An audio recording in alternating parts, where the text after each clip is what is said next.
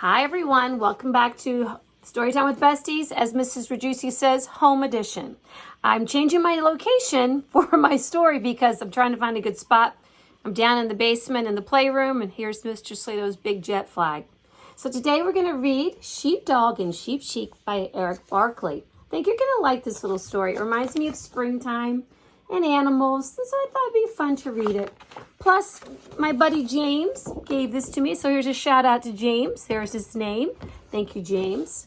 It's called Sheepdog and Sheep Sheep. Look at Sheep. She's crazy. I love her. Do you feel crazy today? I did. It's a little sunny. Sheepdog and Sheep Sheep. This is Sheep. She loves to dance. She knows all kinds of fancy dances, like the mud puddle dance, the get the spider off of me dance, and of course the, you know it, pee-pee dance. Dancing makes her very happy, and when she's happy, she closes her eyes. And when she closes her eyes, she bumps into things, usually trees. But one day she bumped into something that wasn't a tree. It was a someone. A very hairy someone. Holy begonia, she said. Who are you? I'm the sheepdog, the someone replied. I watch the sheep. Well, I'm Sheep Sheep. And I watch sheep too. Everyone knows I'm an expert at watching sheep. I don't see how you can be much of a sheep watcher with all that hair in your eyes. But I can fix that for you. I'll be right back. And she skipped off towards the farmhouse. Let you see what she's going to bring back. I love this. Oh no. But uh-oh, look. What's flying overhead? Here she is. Here's Sheepdog. Just then, though, Sheepdog spotted an eagle overhead. It was looking at sheep like a mouse looks at cheese. The eagle dived. But Sheepdog told him to vamoose. That means go away. Sheep didn't even notice. Look, she's too busy tra-la-laing along. Sheep found Sheepdog waiting for her outside the farmhouse, and she tied his hair into a pretty bow. Now you'll be able to see the sheep, she said, except you're still missing something very important. Be right back. Look at him. I love him in this picture.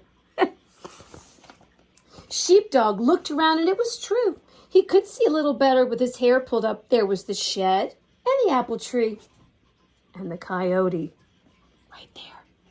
Dun, dun, dun. Coyote? Look at his ears. Sheepdog told him to skedaddle.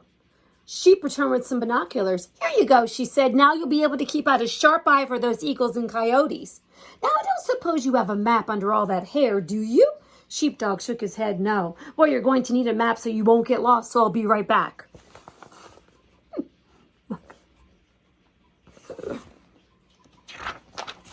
She danced her way toward the old truck to retrieve a map. The dance made her happy. And what did she do? She closed her eyes, and because her eyes were closed, she couldn't see that. Look, the bridge is out. But Sheepdog did. Sheep kept on dancing. She had some extra fancy moves. Look at her. She's doing the moonwalk.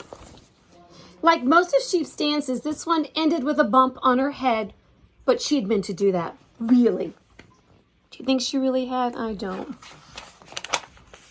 Sheep fished the map out of the glove box, and she handed it to Sheepdog. You're all set. You've got a hair bow so you can see, binoculars to keep an eye out for danger, and a map so you won't get lost. Sheep thought for a moment. Now all we need are some sheep. She looked around, not a sheep in sight.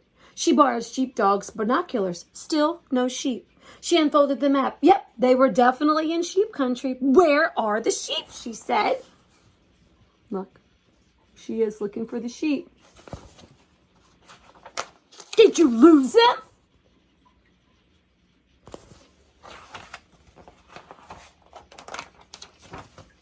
You're the only sheep, Sheepdog said. Oh, look at her. She says, "Aw." she sat down and she thought about being the only sheep and not a sheep. When she thought, she got very still, and when she got very still, she got very quiet. You know, thinking can do that to you. Finally, Sheepdog spoke. Maybe you're not a sheep. Maybe you're a dog sheep, and your job is to watch the dog. After a moment, Sheep replied, well, of course, I'm a dog sheep. I think Sheepdog was so nice. He's a good friend. Everyone knows I'm an expert at watching dogs.